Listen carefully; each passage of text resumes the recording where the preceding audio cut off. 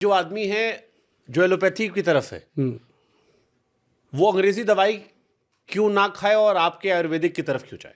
हाँ, देखिए, जो आयुर्वेद है एलोपैथिक है और एक जस्ट होम्योपैथिक है। जो होम्योपैथिक है वो अपनी जगह काम करता है, सबकी ज़रूरत है हमें, ये नहीं है कि उसकी ज़रूरत नहीं। अब एलोपैथिक जो है वो इमरजेंसी मेडिसिन में काम करता है, जैसे आयुर्वेद भी बहुत सारी डिजीज़ में इमरजेंसी काम करता है, लेकिन जो एलोपैथिक है वो हमेशा इमरजेंसी, उसका काम है कि बीमारी को दबा देना। और पेशेंट को डायबिटीज़ है, मान लो, उसने टैबलेट दे दी, बीमारी उसको देख के लगता है यार मेरी तो शुगर आ गई नॉर्मल, लेकिन बॉडी के अंदर वो उतना ही सर्वाइव कर रही है। जो आयुर्वेद है ये है रोग को समूल ख़त्म करने के लिए, कंट्रोल करने के लिए।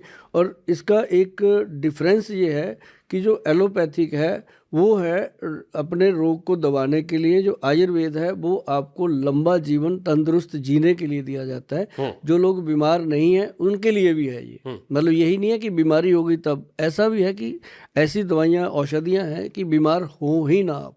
बट आयुर्वेद को लेके कई लोगों का ये मानना है कि बड़ा आउटडेटेड सा सिस्टम है, बड़ा धीरे धीरे काम होता है। होम्योपैथिक गोली जो लोग मीठी होती है लोग स्वाद में खा लेते हैं, एलोपैथी वाली झटपट ठीक कर देती है। आयुर्वेद बड़ा टाइम टेकिंग प्रोसेस है, इसलिए लोग दूर भाग रहे हैं। ऐसा नहीं है, मैं आपको बताता हूँ, आयुर्वेद में बहुत अच्छी औषधियाँ होती हैं। अगर कुछ चीज़ें क्रॉनिक हैं, अब जैसे मान लो डायबिटीज़ है, मान लो जॉइंट पेन है, गठिया है, या और कई ऐसी बीमारियां हैं, उसमें थोड़ा ये काम डिले करता है। लेकिन ये ज़रूर है कि एक आयुर्वेद का जो वैद्य होता है वो पेशेंट को बता देता है कि भाई आपको ये दवा 6 महीने तक खानी पड़ेगी। ऐसी जो एलोपैथी का होता है वो उसको बताता ही नहीं, वो 10-12 साल खाता रहता है, 20 साल भी खाता रहता है। मेरे पास आते हैं लोग कि सर गोयल साहब मैं 20 ईयर से ये खा रहा हूँ। सही बात है। तो क्या वो फास्ट है कि स्लो है? एक वैद्य यहाँ तक कह रहा है कि मैं आपको 6 महीने में दवाई से छुटकारा दिलवा दूंगा, मेरी भी दवाई छूट जाएगी और 2-3 महीने में आप अपनी एलोपैथी से भी थोड़ा निजात पालोगे। तो उसमें क्या होता है कि लोगों को एक जैसे माइंड सेट नहीं हो गया कि ये स्लो काम करती है, स्लो नहीं करती। आप एक हरड़ ले लो, जो हरड़ होती है उसका ताज़ा फल ले लो, आप हरड़ को ऐसे पकड़ के बैठ जाओ 5 मिनट 10 मिनट, अगर आपने 10 से 12-15 मिनट उसको पकड़ के आप बैठ जाते हो, आप यहाँ से स्मेल लेना, उसकी यहाँ स्मेल आ जाती है बाहर हरड़ की, और आप 15 मिनट के बाद कितनी बड़ी मर्जी मीटिंग में बैठे हो आपको लूज मोशन हो जाएगा, आप भागोगे वहाँ से उठ के। आयुर्वेद को आप स्लो कहते हो। अब किसी को मान लो जाड़ में दर्द हो रहा है रात को, वो कह रहे हैं मर गए भाई कुछ करो, तो उसको सिर्फ लौंग का तेल उसकी जाड़ में कॉटन को लगा के रख दो, 5 मिनट में आदमी आराम से सो जाता है। तो स्लो नहीं है, ये बहुत फास्ट है। और आयुर्वेद में जो चमत्कार हो सकते हैं वो किसी चीज़ में नहीं हो सकते। ओके, लेकिन जैसे आजकल इंस्टाग्राम रील्स पर हर आदमी आयुर्वेद का डॉक्टर बना, हर आदमी वैद्य बन के ज्ञान दे रहा है कि ये नुस्खा लगाओ बाल आ जाएगा, ये नुस्खा लगाओ ये हो जाएगा। तो कैसे पहचाने कि असली वैद्य है नकली वैद्य है? देखो, ये बहुत बड़ा सवाल है आपका। पहचानने के लिए जो भगवान ने अपने को एक थर्ड आई दी है, सबको दी है। आप जो भी आप रील देख रहे हो, वीडियो देख रहे हो, मुझे भी देख रहे हो, मैं हमेशा कहता हूँ कि जब मैं बात कर रहा हूँ कैमरे की तरफ देख के, तो मैं 140 करोड़ के करीब लोगों की आंख में आंख डाल के बात करता हूँ।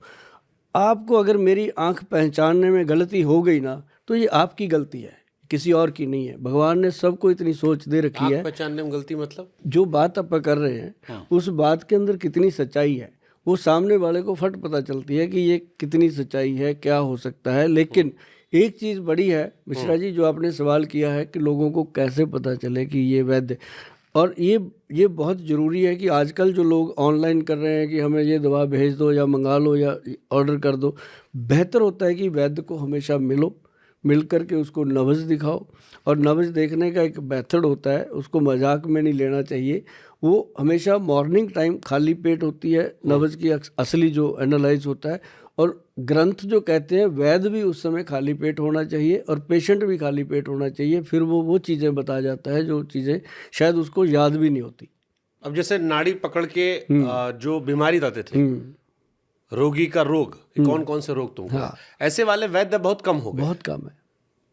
और ये कम क्यों हो गए? ये क्योंकि इस पे तो सब पता लग जाता था कि ये बीमारी फलाना फलाना। वो जो हमारा यूथ है ना जी, अब उसका इंटरेस्ट उन वैद्यों की तरफ कम हो गया, क्योंकि वैद्य जो थे वो धोती पहन के नीचे ज़मीन पे बैठते थे सब। अब मॉडर्न थोड़ा हो गया तो अब वैद्य भी कोट पैंट में आ गए हैं, टाई लगा दी उन्होंने भी कि भाई कुछ तो करना पड़ेगा अगर चेंज करना है तो। दवाइयों की शीशियों को भी उन्होंने प्रॉपर लुक दे दिया। पहले तो दवाई भी ऐसे होती थी, गोलियां बनाई, पुड़िया बनाई, ऐसे हाँ, दे वो दी। कुछ पुराने ब्रांड्स को हमने देखा भी आजकल बड़ा रिक्रिएट किया गया है, रिक्रिएट और ऐड भी विराट कोहली से करवाया है। हाँ, तो जैसा देश वैसा भेष, करना भी पड़ा। तो मैं कहता हूँ बहुत अच्छी बात है जो कर रहे हैं, बहुत अच्छी बात है। लेकिन ये चीज़ें लोग अगर घर पे बनाएं, जैसे मेरा काम है, मैं लोगों को इतना अवेयर करता हूँ कि जो भी चीज़ आप घर पे बना सकते हो वो बनाइए। और सेहत को संभालने के लिए सर बहुत सारी चीज़ें हैं, अगर अपने घर में बना ली जाएं, उनको टाइम टू टाइम यूज़ किया जाए तो कमाल के। आऊँगा। तो क्या आयुर्वेद जो है वो केवल शाकाहारी आहार से ही जुड़ा हुआ है? ऐसा नहीं है, दोनों लोगों से जुड़ा हुआ है। जो मांसाहारी आहार है इसमें वो भी आता है, लोगों को बताया जाता है कि आप इतने कैलोरी ये ले सकते हो, इतने कैलोरी ये ले सकते हो, मटन ले सकते हो या चिकन ले सकते हो या फिश ले सकते हो, वो सारा बताया जाता है पेशेंट टू पेशेंट। लेकिन आयुर्वेद ये जरूर कहता है कि कोशिश कीजिए कि मांस को ना इस्तेमाल कीजिए, क्योंकि जीव जो होता है, अब जीव को भी बहुत सारी बीमारियां हो सकती हैं। उसको कोई भी ऐसा पैरामीटर नहीं है कि जो आप मान लीजिए मटन है, मान लीजिए बकरा है, तो उसको क्या प्रॉब्लम है, क्योंकि बॉडी तो बॉडी है, बात पित्त कफ का वो उसका भी शरीर है, तो उसके अंदर क्या बीमारी चल रही है, कोई लैब टेस्ट नहीं है। उसको काटते हैं, बना देते हैं, उसके बाद उसको कितना मर्जी पका लीजिए जी, जो वायरस है वो जाएगा नहीं।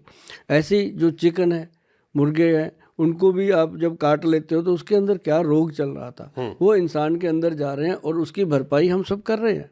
आप डेली देखिए, किसी भी बड़े हॉस्पिटल में चले जाइए, किसी का पेट ऐसे निकला पड़ा है, किसी का कुछ हो रखा है, तो वो सारी चीज़ें लीवर को बर्दाश्त करनी पड़ती हैं। ज़्यादातर अगर शाकाहारी रह कर के लोग जिएँ और फल सब्जियां, दालें और सैलड वगैरह ये अच्छे तरीके से लिया जाए तो बहुत अच्छी गट हेल्थ रहती है।